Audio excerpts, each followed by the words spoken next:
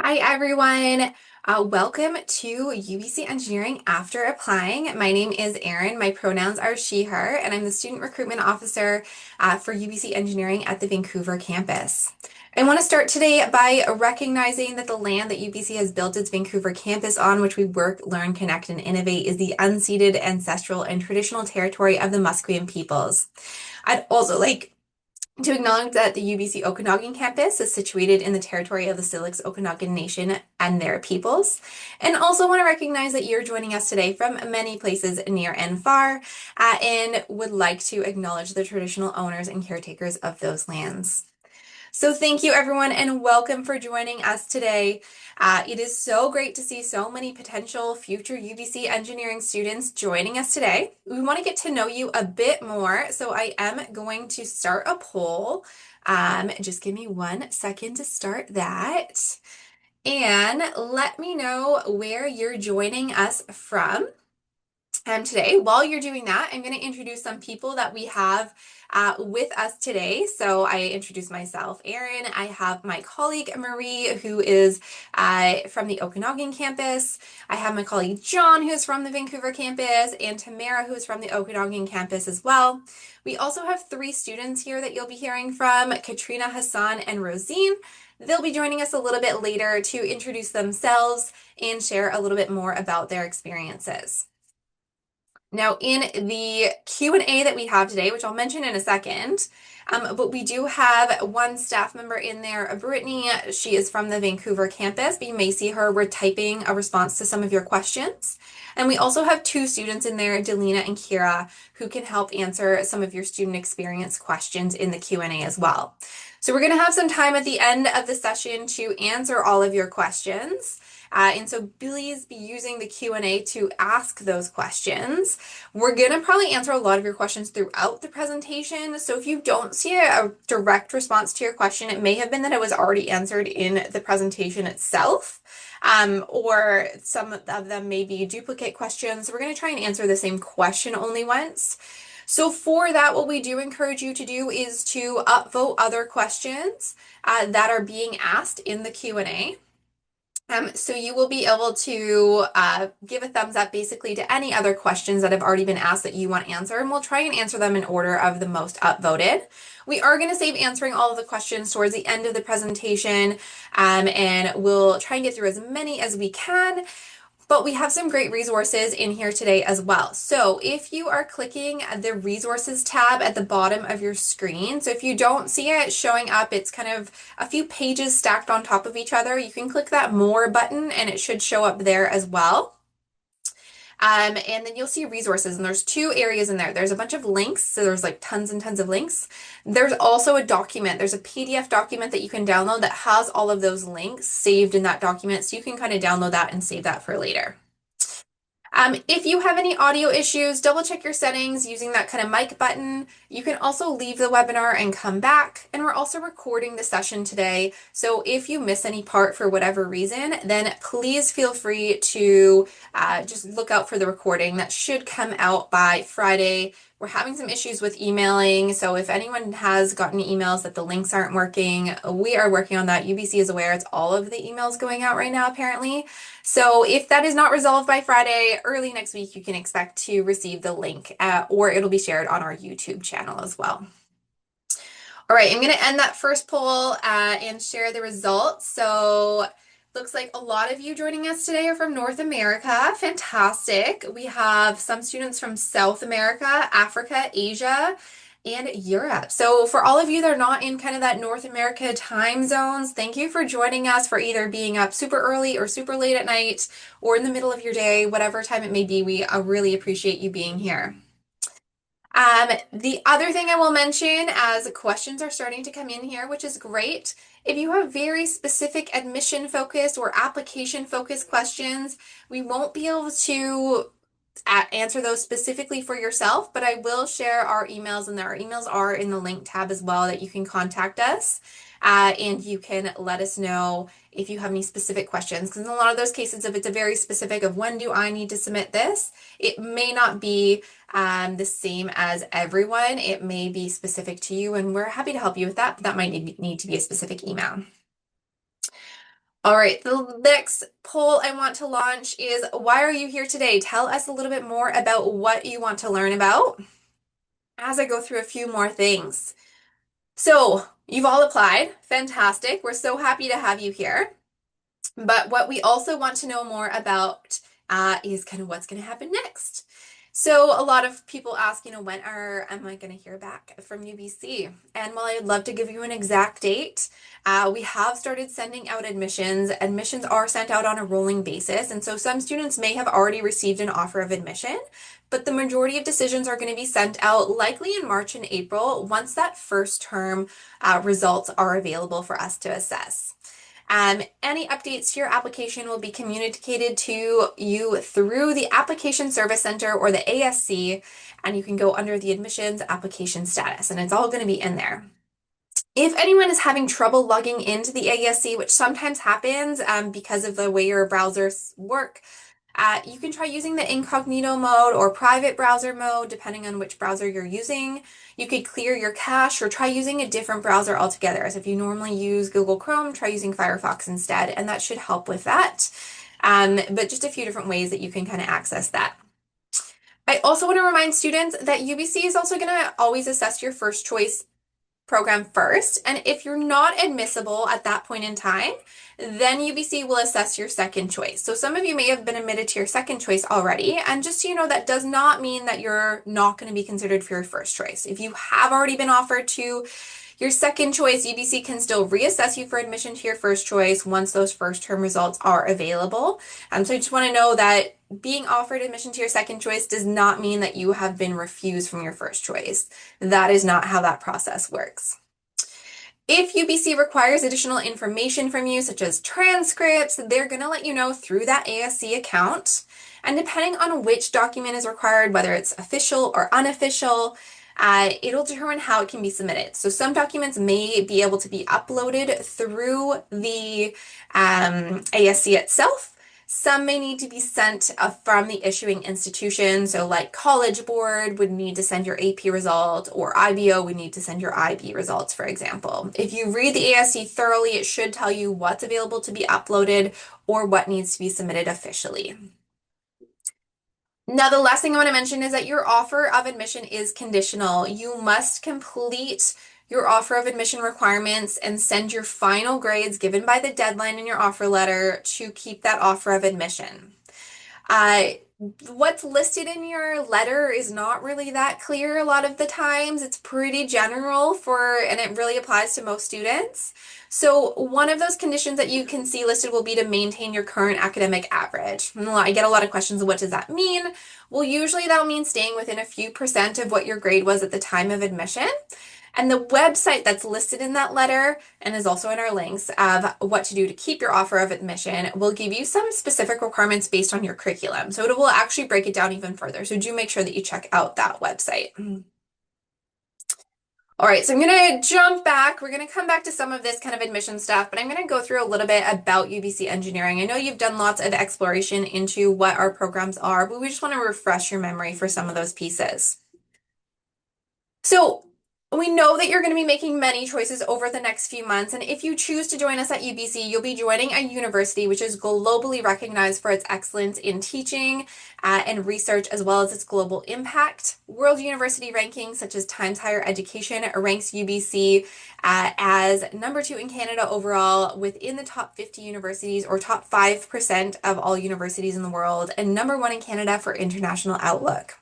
When we look at UBC Engineering specifically, Maclean's magazine has ranked us as number 2 engineering program in Canada based on our program and research reputation. So we are a really fantastic program to choose, one of the top ranked universities in the world and one of the top engineering programs in Canada.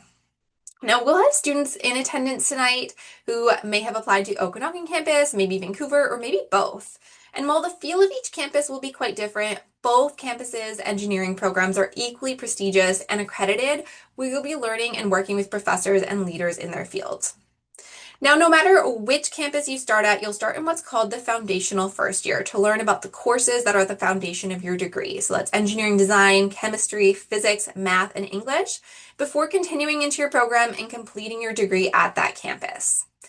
Throughout your first year, you'll have the opportunity to learn about each of the engineering programs offered at your campus by attending events, chatting with senior students, professors, and that'll really give you a solid understanding of the programs available at that campus.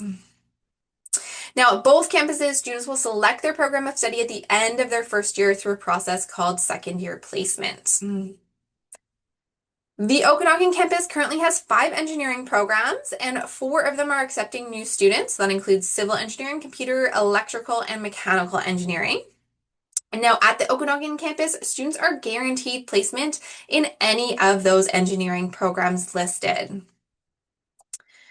At the Vancouver campus, there are 14 engineering disciplines that students can choose from, and this process is competitive. So that competitive process will be based on your first year results. In some cases, like engineering physics, it may require an interview as well. But again, you'll get lots more information about the placement process throughout your first year. For any of our transfer students transferring in, when you get an offer of admission to second year, if you are meeting the requirements for second year admission, then you'll be notified about what to do and how to go through that placement process by our EAS team. And you'll hear from EAS a little bit, not specifically about transfer, but you'll get to know them a little bit more. Now, we also have what's called guaranteed placement that will be offered to some of our top applicants for 13 of our programs. So that is with the exception of engineering physics. And these will likely be going out to admitted students sometime in February and continue to go out to eligible students throughout the spring. It is for our top students, so not everyone will get this offer of guaranteed placement at the Vancouver campus. However, even without guaranteed placement, I do want to let you know that about 90% of our first year students will get into one of their top choices. So you still have a really good idea of what program you might be interested in and how that will fit for you. And you'll get even more information about that in your AppSci 100 and 101 class about how to actually get into those programs. Now, the last piece I want to mention on this slide is for the students that may be interested in biomedical engineering, we do have what's called the pre-biomedical timetable that will allow you to specialize your first year courses a little bit more to really segue you into the biomedical engineering program. That application is open once you have been admitted to UBC Engineering at the Vancouver campus. Within a couple weeks, you'll receive an email that has more information about the PBME timetable and how to actually apply for that specific timetable. If you have any issues with that, like I said, there are some issues with the emails right now that we are aware of, that the links are not working properly. And if that is the case for you, please feel free to get in touch with me and I can send you the link to that. But you do have to be admitted to UBC Engineering to receive that link. Now, one of the last bits I want to talk about is how to customize your degree. So one of the best things about pursuing university is really the ability to customize it and make it your own. And from the very start, you'll be exposed to hands-on design projects where you work in teams with other first-year students. You'll continue to have courses year after year that use that kind of project-based team learning experience, culminating in your final year with your capstone design project. There's also lots of ways to get involved in research as an undergraduate student, whether that's paid through a job like co-op or through some of our awards that we have for undergraduate research, or just kind of on your own through something like the Undergraduate Research Organization, which is a club that helps pair students with areas of research that they're interested in. We also have different minors, dual degrees, and concentrations that you can choose from within engineering. So at the Vancouver campus, you can minor in commerce, entrepreneurship, science, honors, math, and arts. At the Okanagan, you can minor in management, computer science, and arts. And then we have a dual degree at both campuses as well. At the Vancouver campus, you can do the dual degree in Bachelor of Arts and Bachelor of Applied Science. And at the Okanagan, you can do the dual degree in Bachelor of Applied Science and Master of Management. So lots of options to choose from. That's nothing that you need to decide right at this point in time. That'll be things later on. If you do want to specify a little bit more or change your degree up, that is a possibility. Another way to customize your degree is really through study abroad. So to explore the world, we have a fantastic coordinated international exchange program where there are 17 partner institutions across the world that you can take engineering pre-mapped courses at that will transfer back to your degree at UBC. We also have a wonderful co-op program. So co-op is a great way to get paid to learn and gain real life work experience throughout your degree. We have the largest co-op program in Western Canada. And so there's lots of great ways. It'll give you 16 to 20 months of paid full-time work experience as an engineer. To qualify for co-op, you can apply starting in second year, and you just have to meet the minimum academic requirements. There's a few other application requirements as well, but it's pretty simple to get into the co-op program, and then you would go through the whole process of applying for jobs and finding a job that is a good fit for you, that you both like, and that they will hire you as well.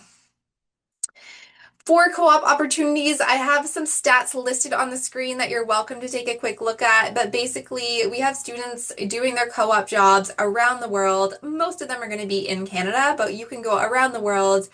We have more than 3,000 work terms were secured in 2025, so more than 3,000 students placed. So it really is a huge program. For a quick list of sample co-op jobs, you can see them on screen here. It's any assortment of jobs. And to learn a little bit more about co-op, we do have a session coming up on February 10th at 5 p.m. Where you can learn more about the co-op program specifically and hear from some of our co-op alumni as well. Now, one of the last things I want to mention is the ways that students can get engaged. So students can connect with industry professional and alumni throughout our engineering mentorship program and industry nights. These programs and events are a great way to build your networking skills, learn about different engineering industries, build those transferable skills. We also have the Engineering Undergraduate Societies in Vancouver and Okanagan, our E-Ideas, which is Engineering Inclusivity, Diversity, Equity Advancement for Students Clubs. We have engineering design teams, which is also a great way. We have over 30 engineering design teams where you can get some of that hands-on engineering design experience outside of the classroom. So there are really so many different ways to kind of build that community and really make your degree your own. And we're going to have more events coming up throughout the spring as well about really how to get involved in community and to learn more about these pieces. So I am going to pass this over to Marie. I just gave you slide sharing access, and I'm going to share the results from everyone. It's kind of a split across the board of what everyone wants to find out about. Not so much about community yet, but we have presentations coming up about that, so you'll find out about that in the future. But kind of everything else that we'll be talking about today will answer. So I'll pass it over to Marie now.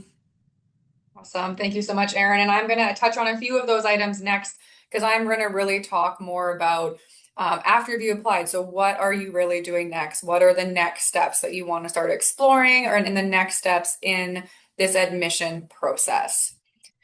So to start us off here, I would like to review just a few general tips and some upcoming notable dates that would be good for you guys to write down and remember if it applies to you. The first thing is we really can't stress enough, please make sure that you're checking your applicant service center for the latest update on your application. This is where admissions is going to let you know, communicate with you and let you know of any updates or if they have any questions for you. This is where they're going to communicate directly with you.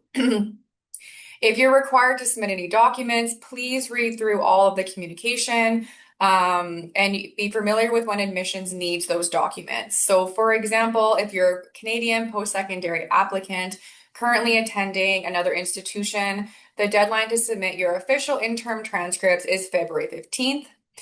Another deadline coming up in February 15th is if you're required to submit an English language test as part of your application. Those also need to be submitted by February 15th. So if you have any issues with any of this, please reach out to our admissions team through the contact form. They are happy to help you.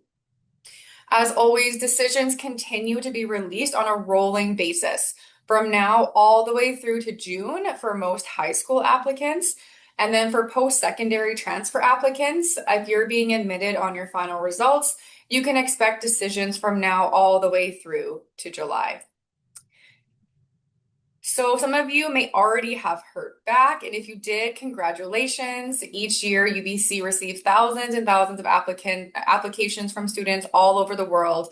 Being accepted is a recognition and acknowledgement of all the hard work you put in so far, and we'd love for you to join our community.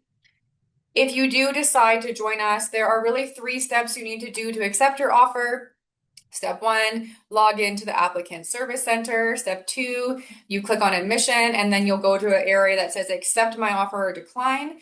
And step three would be to choose, yes, I accept this offer, and then you can follow the steps to pay your deposit. If you are an international student applicant, you'll need to apply for a study permit. Here are, like on this screen, we have a few of the steps needed for that. So these include verifying your personal information on the applicant service center, accepting your offer and paying your deposit.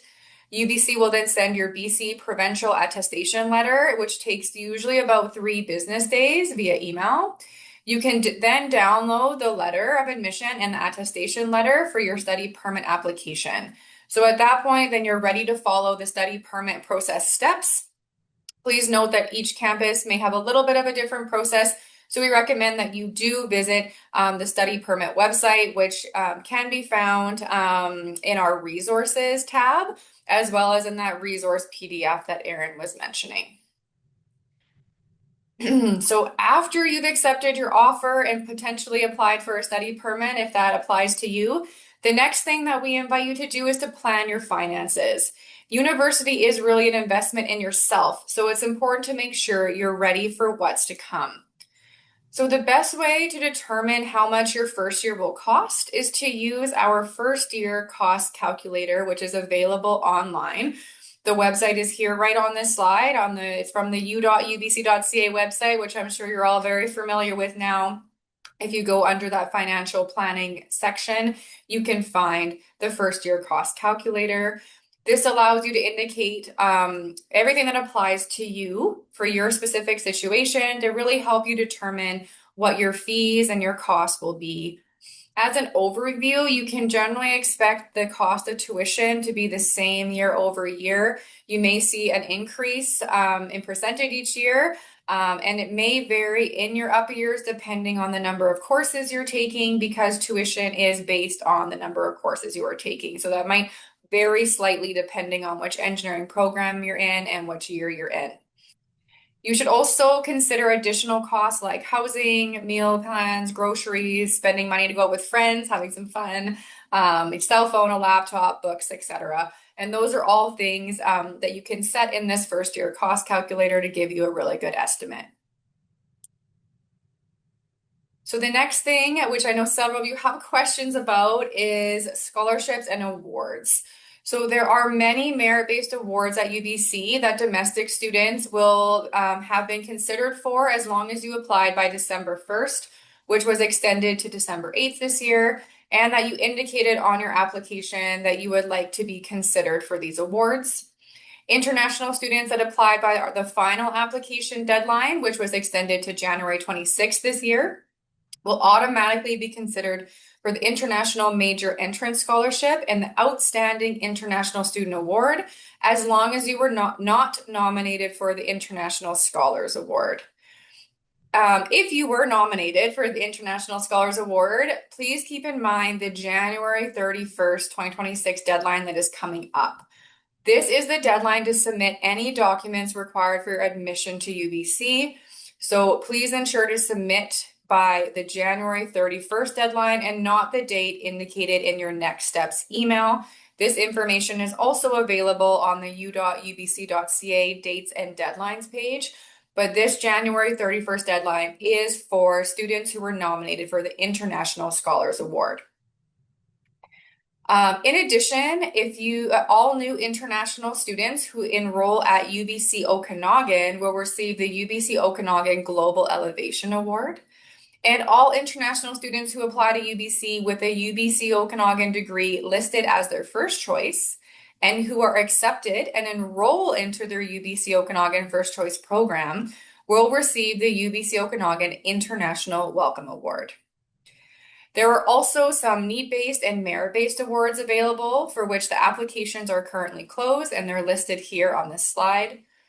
The good news is that we've talked about all of these different scholarships and awards, but you actually don't need to do anything further for these UBC scholarships. At this point, you've done everything you can. You've indicated if you would like to be considered for these awards. You've submitted your application. So now it's time for UBC to look at all the applications, and we're in that decision phase currently right now. But if you were interested in applying for other scholarships outside of UBC, we definitely encourage you to apply to those external scholarships. Great keywords to search are engineering, STEM, tech, and for female identifying students, women in engineering or women in STEM.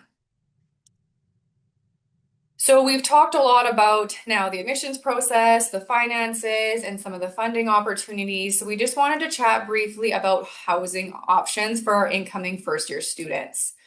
So UBC offers a first-year residence guarantee at both campuses as long as you apply by May 1st. And this is if you are an incoming first-year student from high school and you meet the base criteria requirements. Most first-year students apply for winter session residence for September through April. If you are a transfer student that's here with us today and you're interested in residence, we definitely recommend that you apply as early as possible to try to also get a space in the winter session residence if there's one available. It is important to note that incoming first-year students can open a residence application as soon as they complete their application to UBC. So if you're interested, you can actually start that application already. Please note that separate residence applications are required for the UBC Vancouver and UBC Okanagan campuses. For those of you who are here today who may have applied to both campuses, please keep that in mind.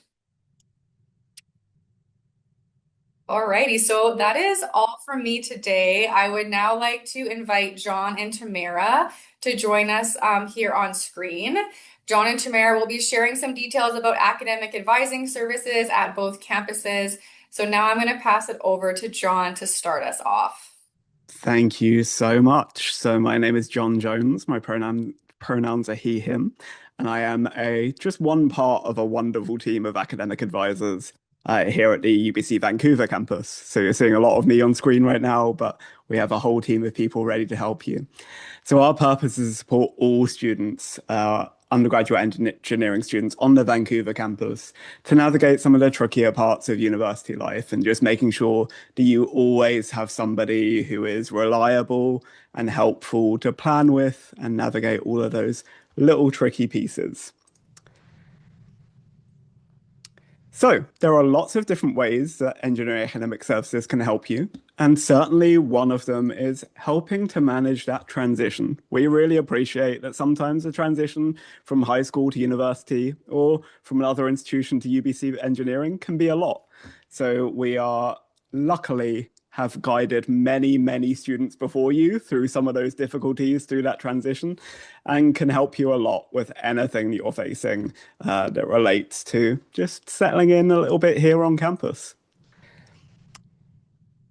We do lots of degree and course planning with our students. So we are making sure you're taking all of the courses that you need, that if you're changing anything, moving any courses around, that you have somebody to chat that through with and make sure that you're making a really well-informed decision. We can connect you with lots of academic support. So whether that's kind of tutoring and often for first year students, maybe some resources around time management and different things that can be helpful for you in adapting to university and some of those tough first year courses.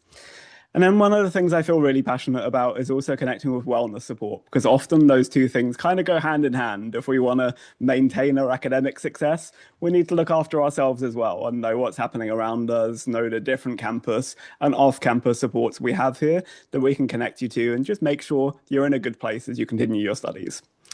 And then Erin was talking a little bit about some of the specializations, some of the hands-on experiences at UBC, some of the different things that we can get involved in.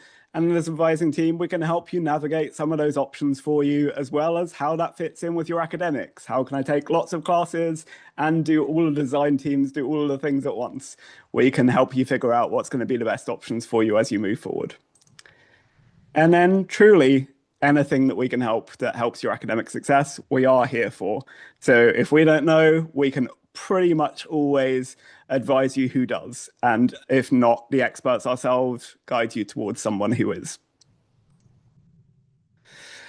So When will you hear from us again in advising? So we're going to be at a few sessions coming up. We have online registration workshop sessions in May and June, where we work through for all UBC Vancouver successful applicants. We'll work through how you register your classes, doing all of those little pieces and making sure that you're well guided through that. For those joining us for Jumpstart in August and getting ahead, we do some advising sessions there where we're going to talk you through all of the things you need to know. We do the same at Imagine Day, which is first day in September that you'll be joining us. And truly, whenever we can help. So anytime, once you are accepting your offer of admission, we are here for you. And we have our website here with our contact details. If you also happen to either live very close to campus, lucky you in Vancouver, or you're visiting campus, we are located right next to the engineering cairn. Our office is in the front entrance of the Fred Kaiser building, so you cannot miss us. You are very welcome to check in and chat with us anytime if there's anything that we can help with moving forward at all. And with that, I will pass you over to Tamara, who's my colleague and an advisor over at UBCO campus. Hey everyone, thanks John. Over here on the Okanagan campus, we do operate very similar to the Vancouver campus. So all the resources that John talked about, we have here. We're just set up a little bit differently. So you'll kind of see from my slides how it works over here on the Okanagan campus.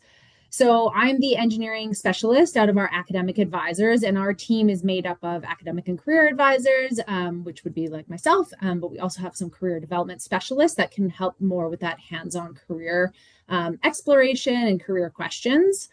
So you'll kind of see here what our team is made up of.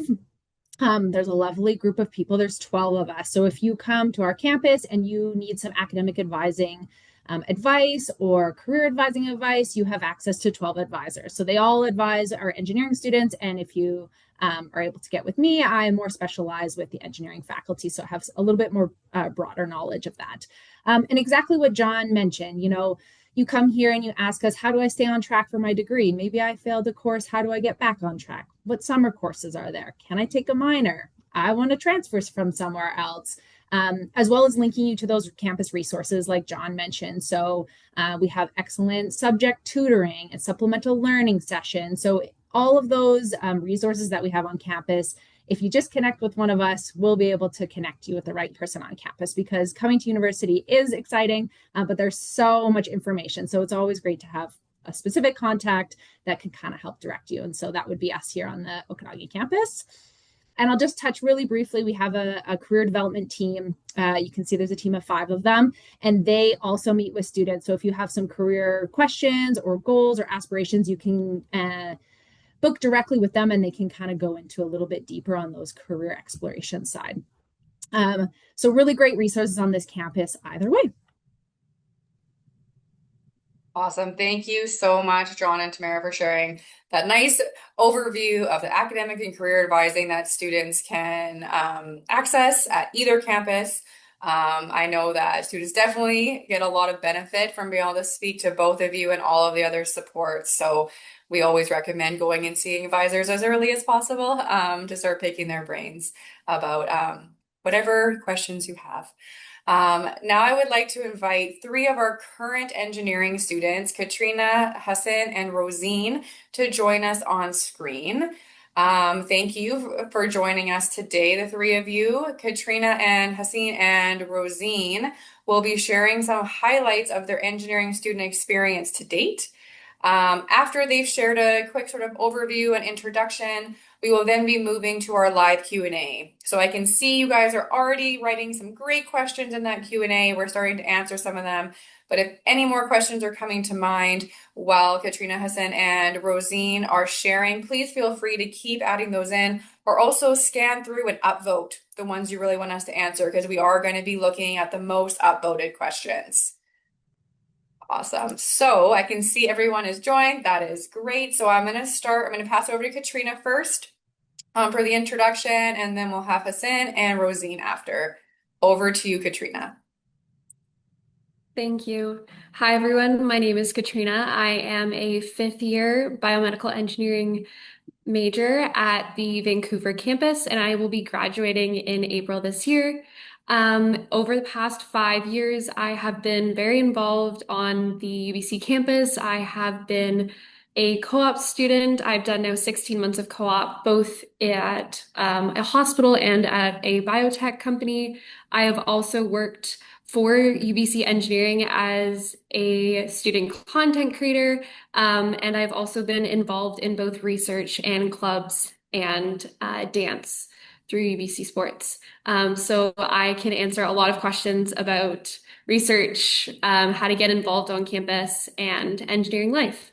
Hello, everyone. My name is Rosine. I'm a third year slash fourth year civil engineering student at the Okanagan campus. And I've worked with Turner and Townsend in the past months, and currently I'm on co-op term with the Vancouver Airport Authority as the project management on the engineering airside project at the airport. I also, for the past 3 years, I've worked as the international peer for the School of Engineering.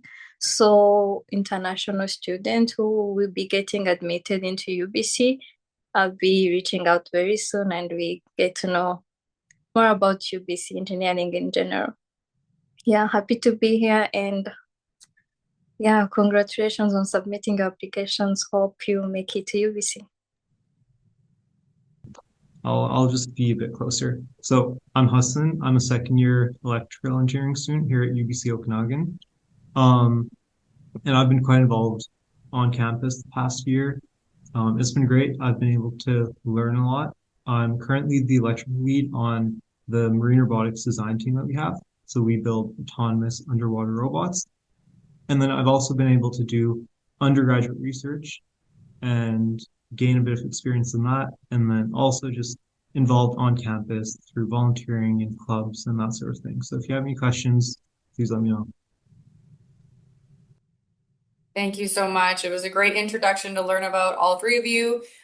So we have three great students here, a lot of experience among the three of them. So please feel free. You can put questions in the Q&A that's directly for our students here today, directly for our advisors here today, as well as any general after applying sort of questions. Aaron and I are happy to answer those. Honestly, Aaron, I haven't had a chance to look at the Q&A, so maybe can I pass that over to you for our first question? Yeah, so I just want to, I've been typing answers to a lot of questions. So do check the answered tab that you should see typed responses to some questions in there as well, so that you can see those. Again, we're not going to be able to get to every single question, but we will try and address a lot of those. I am starting to see lots of questions of like, my specific scenario is, do I need this specific document submitted or things like that? So again, just a reminder that if you have questions about your application, it's better to send us an email because then we can actually have a look at what it is that you're talking about rather than just guessing hypothetically. So I might dismiss some of those questions that are very specific just because we don't have enough information to answer those and giving you a hypothetical answer might not be the right answer for you. So let's jump into some of the questions that we have gotten, and I'll try and direct them to the appropriate person, but if someone else has something to add, feel free.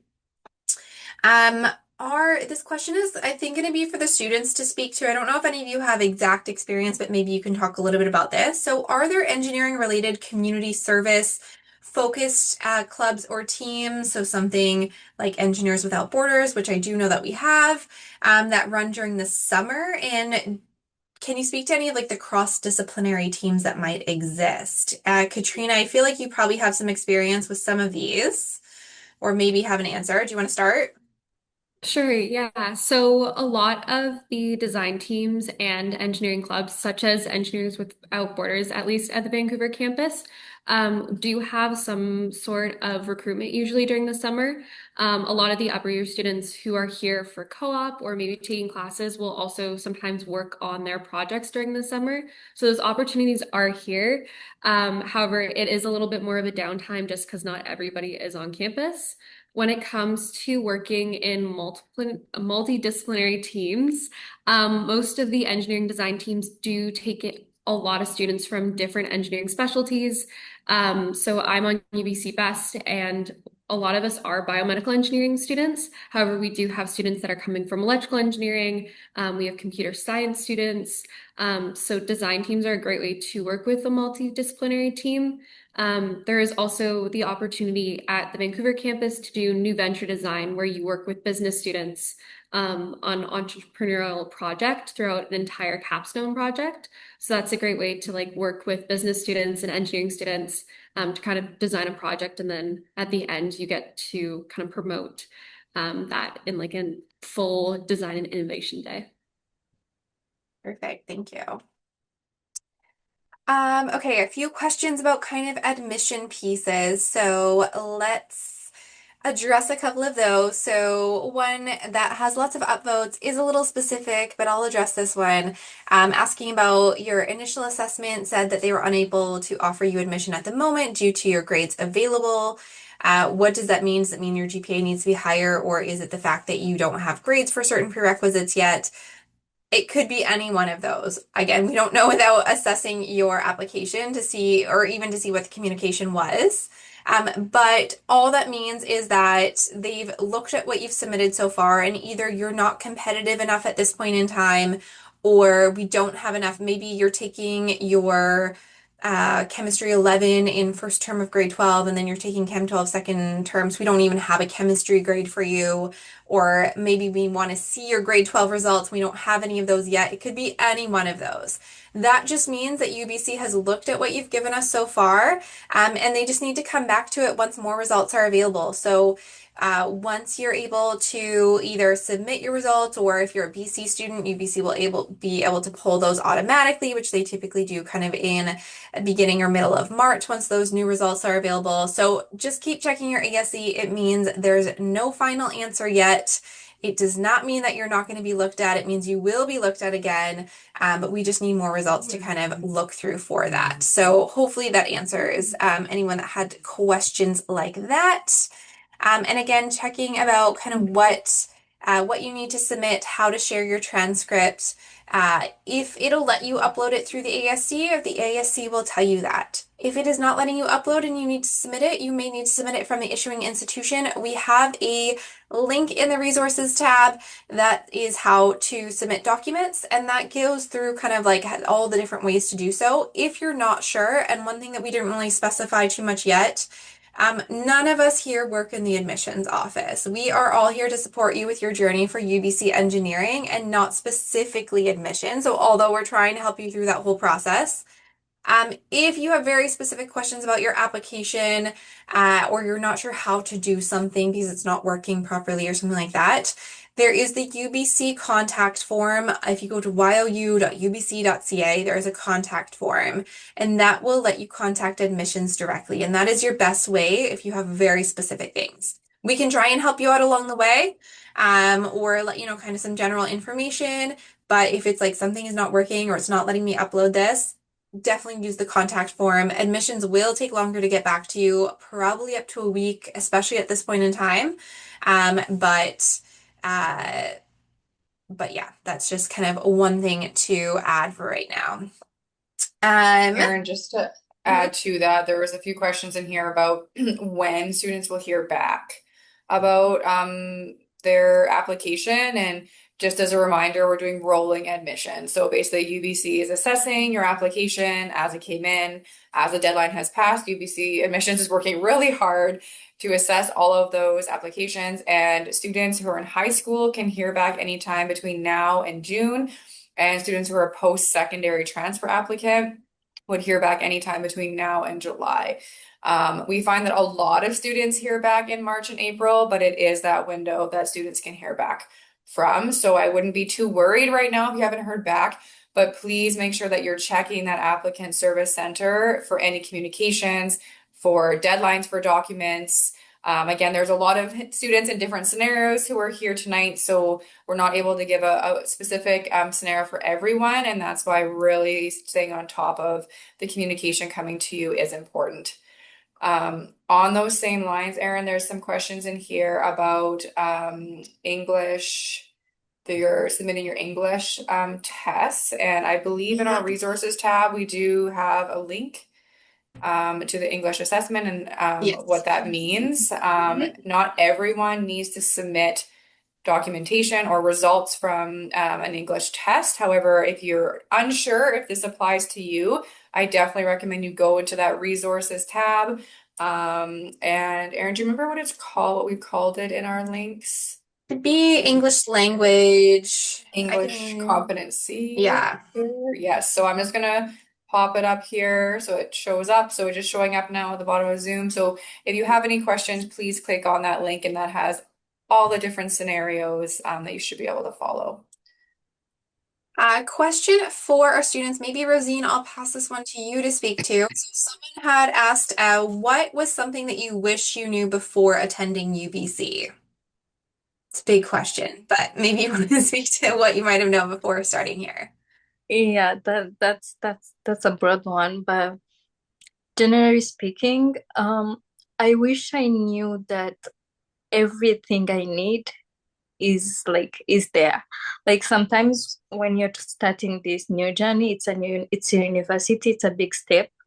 And for international students, it's even a bigger step. So you panic a lot, you wonder what will happen and what might go wrong and how you're trying to put yourself like to position yourself to, bring the best out of this experience. But when you reach here, I find that there are resources that will support you along the way. Like you don't need to know everything, you don't need to figure out before you reach here, because as they say, the academic advising, like you don't need to know how many courses should I take, should I do summer courses, should I do co-op, should I not. All those things just come along the way as get to know the school and get to meet people around you. Like it's a very supportive community. So like don't panic, just go with it. I might say, like, whatever you need, just ask, and I know it's there. Amazing, thank you. Yeah. A question for either Marie or Tamara. Someone's wondering about the spread of domestic and international students. So what percent of our engineering students are international and domestic? Do either of you have the number for Okanagan? I don't have the number like on hand, but I would like estimate we're looking at about 12% in there for international students, 12 probably to 15 in that range, international students, and the remainder will be domestic students. Perfect. And at Vancouver campus, we're about 30% international students in engineering. So yeah, great question. Um, Scrolling through, question for Katrina. It's been upvoted and we already had you answer a question, but question specifically about biomedical engineering and wondering about kind of if you have any advice for getting involved in research or any of the co-op that you've done of like the partnerships with companies and things like that. Anything that you want to speak to briefly about biomedical engineering and kind of your co-op experience, it sounds like. Yeah, so as a biomedical engineering student, you get a very diverse curriculum of education. So we do a lot of mechanical engineering, electrical engineering, programming. We also cover a lot of the pre-med requirements. So when you're applying for co-ops or research, you have a very diverse range of things you can apply to. Personally, I worked at the Vancouver General Hospital working in health and safety. I have also worked as a mechanical engineering co-op at a biotech company. And then I also did data analysis for a cellular like engineering lab at UBC Vancouver campus. So because of the diverse curriculum we have here, we're able to kind of do a lot of different things. That being said, you're also able to tailor your degree with a lot of our technical electives. So I'm specializing more so in mechanical and materials engineering, but you do have the opportunity to specialize in like computer engineering, sensor design, and cellular engineering too. And I And see next, another oh, student experience question for you mhm. about research. And so, Hassan, I was wondering if you could speak a little bit about your experience as an undergraduate student, supporting research and how that really helps. There's a lot of questions around innovation and applying your knowledge. If you can speak maybe into those areas a little bit. Yeah, absolutely. I think I would say the biggest thing with research is just how much you learn. Like the lab we're working in is quite interdisciplinary. It has aspects of chemistry, biology, physics, computer science, all of that. So it's a great way to just get exposure to all of those different fields and kind of figure out what you want to do. Like I've been able to attend conferences and see what research is happening, and I think it's generally just a great way to learn a bit more. And day-to-day research, it tends to vary a lot depending on what you're doing. Because some days you're more in the lab. Maybe it's like pipetting, that sort of thing. Or it might be very research intensive where you're just reading papers. But I would say go for it for sure. Thank you so much. Sometimes research can be a little bit intimidating, so it's nice to hear some experience working in that field and how that, I guess, can expand your skill set and your knowledge. So thank you, Zen. Pass it back over to you, Erin, if you have one ready. Yeah, I have another student experience question. So a little bit of combining two questions that were kind of at the top that I found. Wondering about kind of how likely a student might be to continue in the engineering program, which obviously is going to be dependent on every student, but in terms of some of the rumors that you might hear about, us trying to fail out students. That's not the case. We want you all to succeed. Most of our students are domestic students and the government funds those seats. So we want to keep those seats filled. So we're not trying to fail out any students.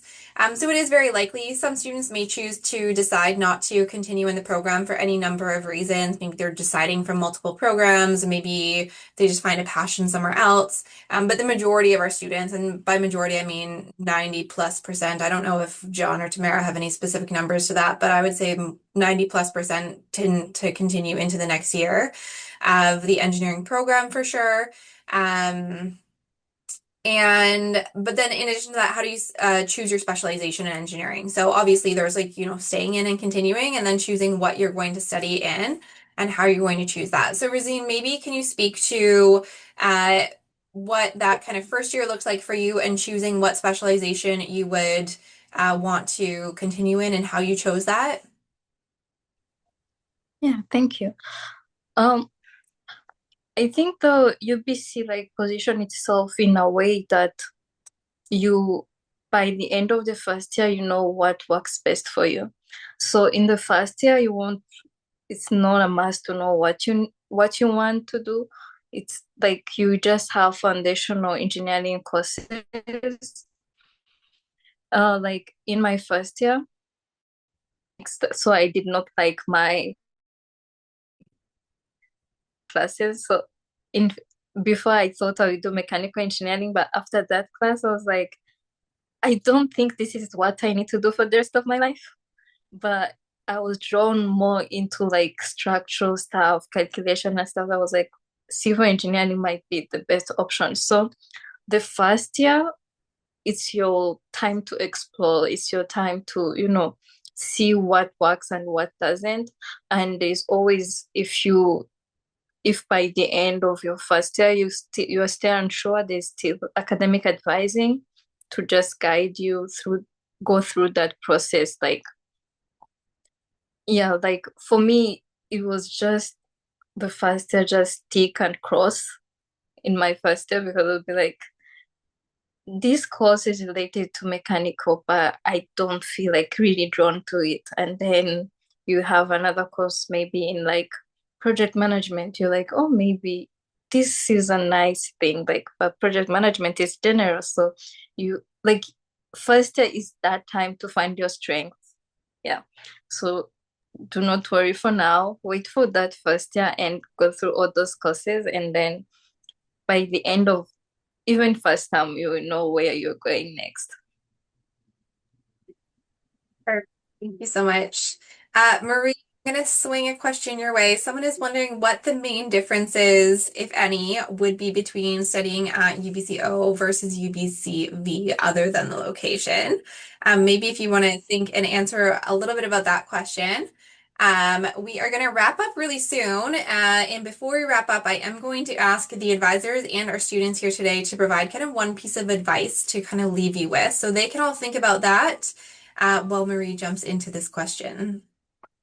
Thanks, Erin. So, if you guys have applied here to go to engineering. So we're one program across two campuses. So regardless of which campus you choose to come to, you are going to get a great engineering degree and you are going to have a lot of amazing student experiences. You've heard from our students today. They're from both campuses and they've shared a lot of great things. Ultimately, you want to select the campus that is the right fit for you. So you really want to look at that campus and the culture and the environment of that campus and see if that fits your lifestyle and how you will be successful. For example, if you are a big city person and you really like that feel, the more busyness, the larger city, the bigger campus, Vancouver definitely would be the right campus for you. But I do recommend you go and visit the Vancouver campus and you visit the Okanagan campus. The Okanagan campus is a mid-sized campus. So we do have a lot of the great benefits of a big campus at UBC, but we do have a tight-knit culture. So a lot of access to your professors, your TAs, and you'll tend to know a lot of your classmates, see them in the hallways, see the faculty in the hallways. So again, it's really trying to figure out which scenario is right for you because you're only in the classroom for so long of the day. The rest of the time, you're in that city, you're hanging out with friends, you're studying, and you want to make sure you can take the breaks you need and you can live that lifestyle so you can focus and be successful in your engineering degree, which will be great at either campus. So I hope that answers a bit, Erin. If there's anything else you want to add, Erin and I are happy to chat with anybody who has questions about both campuses to work through that. But again, if you can do a virtual tour or visit in person, it's really great to experience both and really figure out which one clicks for you. Thanks, Marie. I think, yeah, definitely programs because program selection is a little bit different, but it's really that feel of campus that I think stands out the most for sure. All right, so I am going to ask our advisors to start of kind of what your piece of advice might be for students that have applied. Maybe some of them have been admitted, some of them are still waiting on that offer of admission. What piece of advice would you have for them at this point in time to kind of help them get through the next few months? While you all are doing that, I'm going to start sharing my screen again to just wrap up the presentation. But John, why don't I have you go first? Absolutely. I think, Racine kind of captured it in terms of the on-campus bit of what's ahead, in terms of really just seeking out that support and making sure you know that you're not alone and there is community and people around you that are there to help. And of course, I think that stands now as well while we're trying to kind of figure out what's ahead and where we're going to be, where we're going to go, and have all of these anxieties and things in mind. It can be really helpful to hear from other people in your position and find community and reach out to Erin or Marie or when you've accepted your offer of admission to myself or Tamara and have a better understanding of what's ahead and how can we prepare and what can we expect and all of those little questions that might be going through your mind. Just ask them. There are other people here to help you. Amazing. Tamara. Yeah, enjoy this last little time of high school that you might have, or maybe you're at a different institution. Really try to enjoy the time that you have with your current friends. And then my biggest piece of advice would just be to stay curious and stay open. You're in such a formative time where you're going to be making a decision that might affect where you're living or what you're studying. And just so stay curious. Listen to what your friends are doing, create those new friendships, and really enjoy the rest of your time before you come embark on a new journey with us. Sure. I would say for sure, take advantage of everything the campus has to offer. So that whether that's academic supports, reaching out to professors, going to office hours, but also just exploring all the clubs and design teams and research opportunities you have to find what you enjoy and what you like.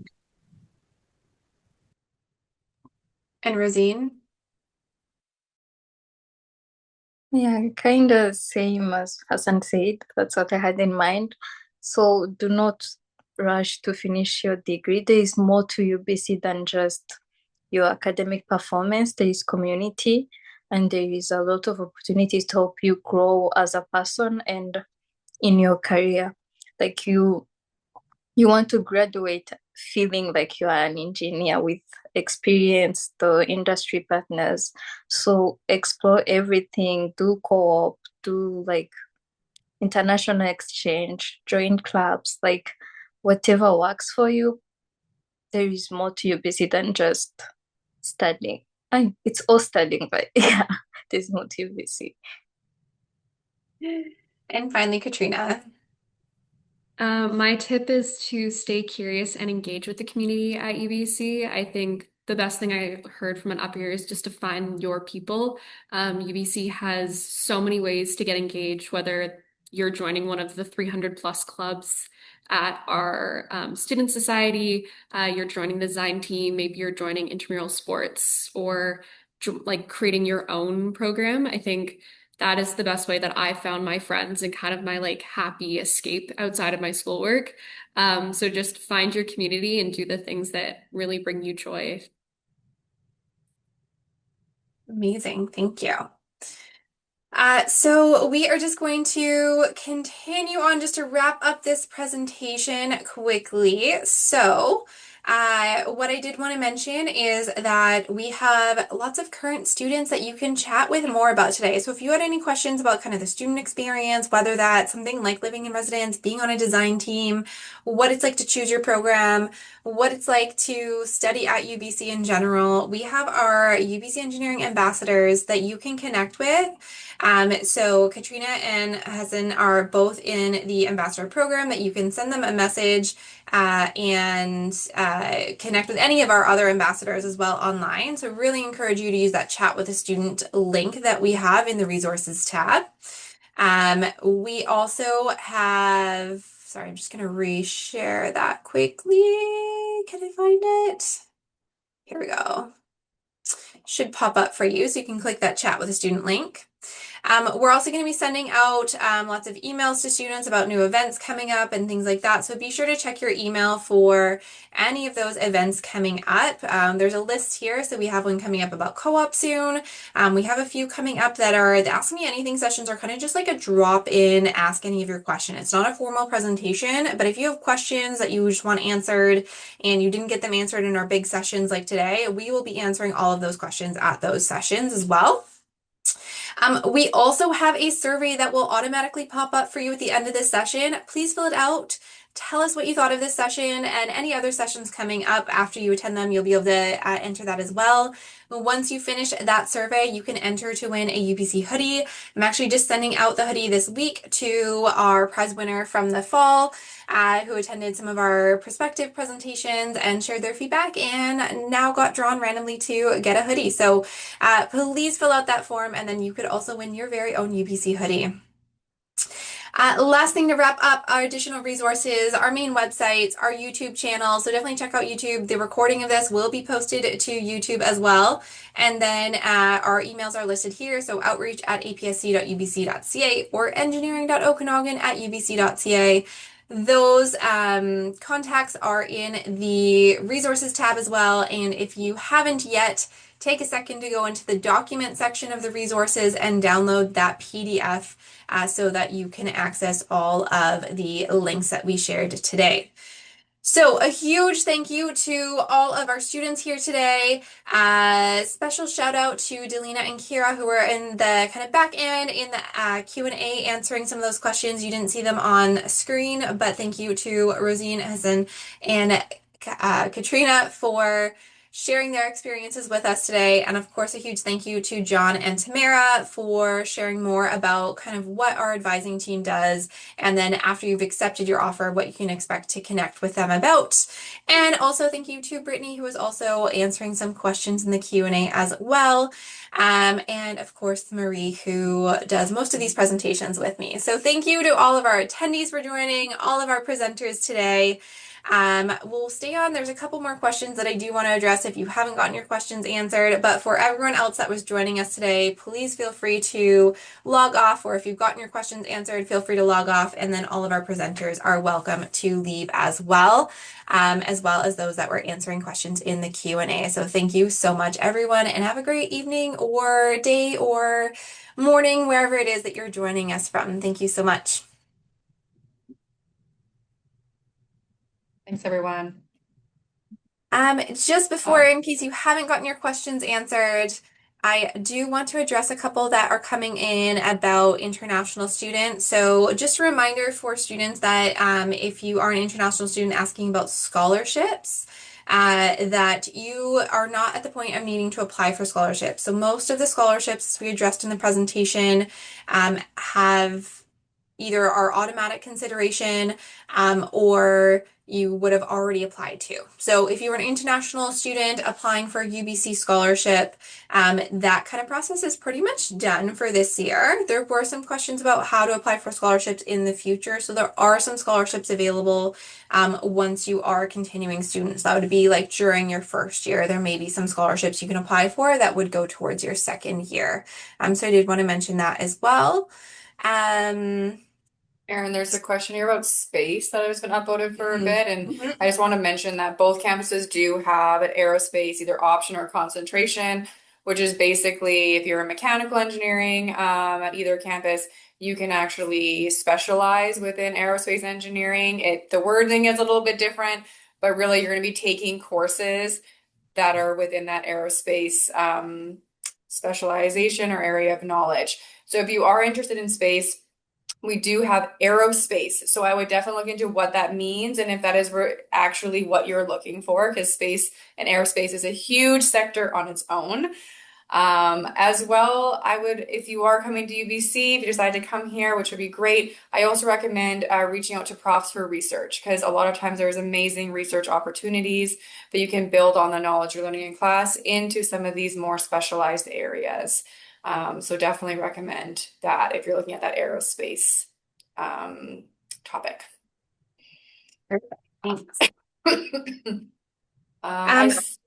Oh no, you go first, Erin. Oh, there's a question that kind of popped up a couple times of like, how do I know if I'm a domestic student or an international student? How do I know either how to apply or what if my immigration status changes, things like that. So I did want to address that for anyone that's still on the call with us. So, if you are accepted as an international student, so an international student meaning that you have citizenship from somewhere other than Canada or not a permanent resident of Canada, and you're accepted, you're going to follow any of the process for international students. So it's a slightly higher fee to accept your offer.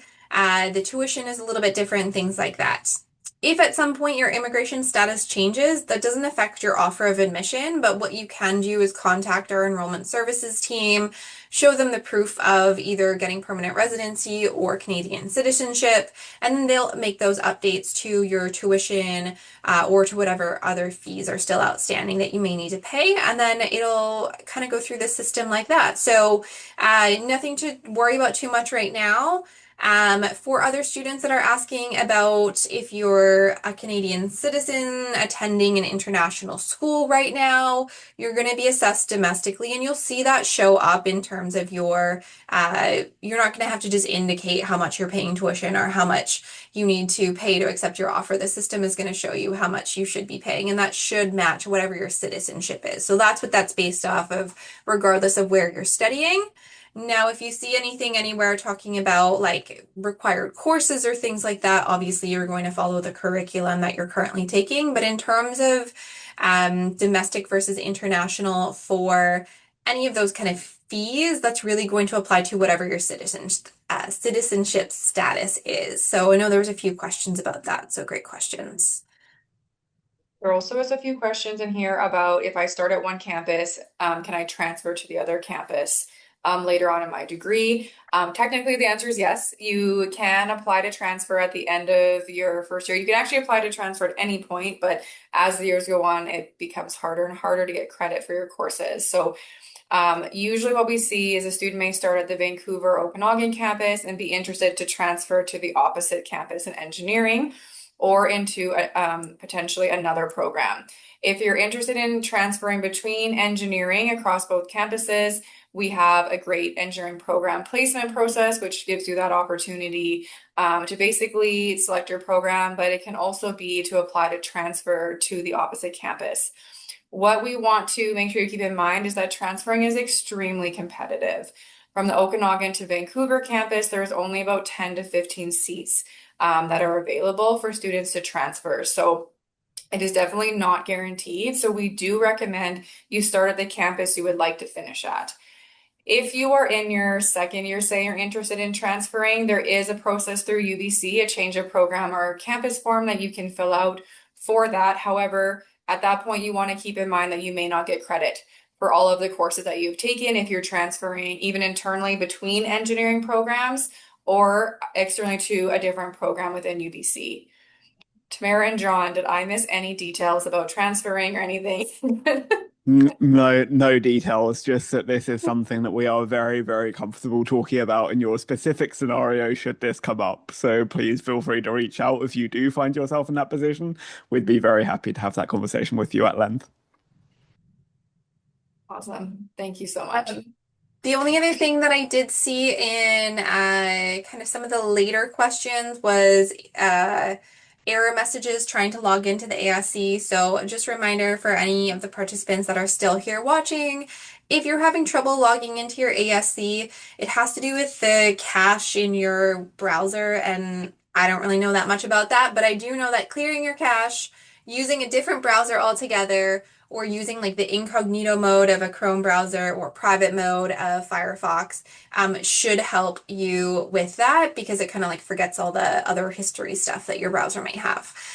So if you are getting something that says bad request or it's just not loading or anything like that, it's not that the system is down or anything like that. We haven't had any issues with the applicant service center so far. And it's just the browser itself. So clear your cache, use a different browser, or use that private or incognito mode, and that should fix your results. If you're still having issues with logging into the ASC for some reason, I would definitely log on to you.ubc.ca and use the contact form, and then you can indicate that you're having a technical issue there. I'm just trying to scroll through. Yeah, is there anything else you see, Marie? Yeah, I see there's a couple questions again, are about the admission in general. So one of them, which we receive a lot, is if I don't meet the conditions for my first choice that I've selected on my application, will UBC automatically consider me for my second choice? And the answer is yes. So UBC, that there is two choices for, I know most of you have already applied. So you can choose your first choice or your second choice. UBC will generally always assess you for your first choice program and campus. If you do not meet the requirements for that, then they will assess you for your second choice. Okay, so all of that will also be communicated to you through your applicant service center. If there's any change in your application, you're going to get updates from UBC admissions.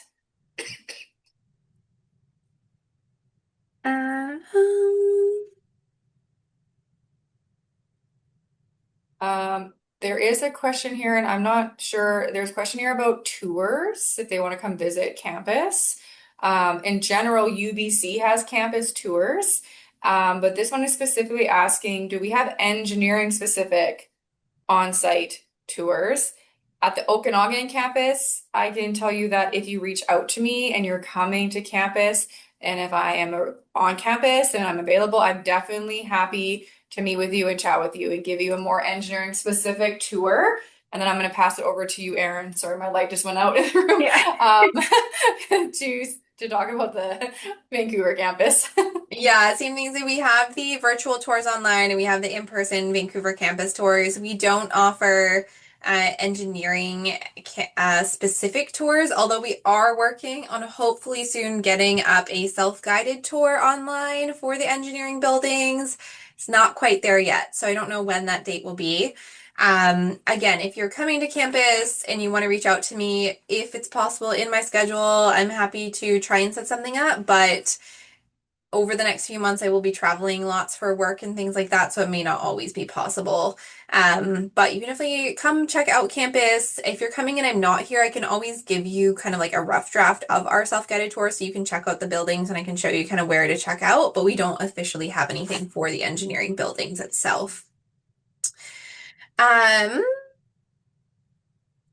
There's a few more questions that were just being submitted. So there was one question recently about how to get a dorm or apply for residence. So again, in your email that you've gotten after you've submitted your application, there will be a link of how to apply for residence, and make sure that you're applying for residence at the campuses that you have applied to. So if you applied to both Vancouver and Okanagan, should be applying for residence at both campuses. If you've just applied to one campus, then just apply for residence at one campus. But it's just an online application. Once you've applied, you can submit it, and the link to do that is in the email after you submit your application. And just if you're coming into first year, make sure you submit that application by May 1st to be guaranteed a space.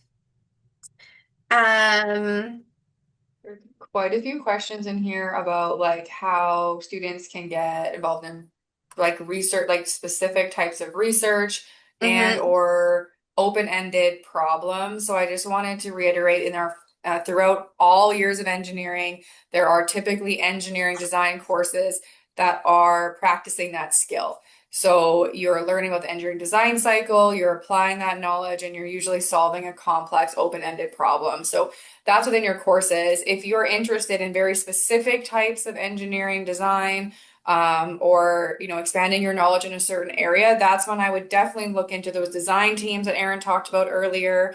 Also, different research labs to see if you can gain that specialized knowledge. And that's something you can reach out on your own. You can go on the website, you can reach out to design teams, you can attend. There's so many great like fairs when you come in first year that you can meet those design teams. And then you can also learn about professors' research by chatting with them, but also looking on our research web pages. They usually have really awesome overviews of what they're researching and moving forward. So a great way to see if your interests align, if there's space in that lab. All right. I'm just scrolling through to see if there's anything else. The only other thing that I see that popped up again was that guaranteed placement for Vancouver campus. So just a reminder that some of the top applicants to our first year program will receive an offer of guaranteed placement for that second year specialization. So it is a limited number of students. It is some of our top applicants to first year. The requirement is basically that in that first year, you maintain an average of 80% in your first year to keep that guaranteed placement offer. So it is conditional.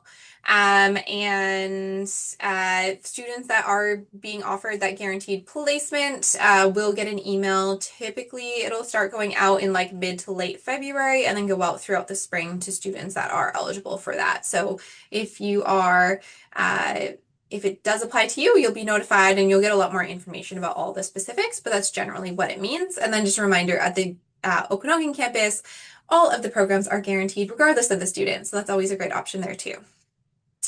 All right, I think that's like a lot of them. There's a few more questions that I did see about like companies and co-op and things like that. So come to that February 10th session because we will have co-op advisors there. We'll have students that worked in co-op that can answer even more specific questions there. But I think that we'll wrap up for tonight here. Again, a huge thank you to everyone that stuck around for a little bit longer of a session than planned, especially to John and Marie for sticking around with me.